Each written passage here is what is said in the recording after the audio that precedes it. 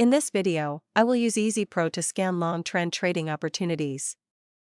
It is a process of narrowing down your trading options to the best trades.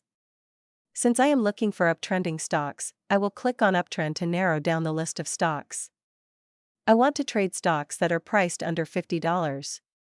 On choosing below $50, I narrow down the list further. I only want to deal with stocks that have a daily volume of 1 million or more. On applying the filter, I narrow down the list further. Now I see several TA or target achieved listed there. These are stocks that have already achieved their price targets. Since I am interested in stocks that are yet to reach their price target, I click on Miscellaneous Options and click on Disable TA Display. I am left with an even smaller list of stocks.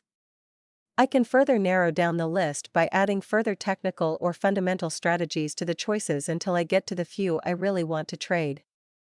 Do try EZPro for free, you have nothing to lose.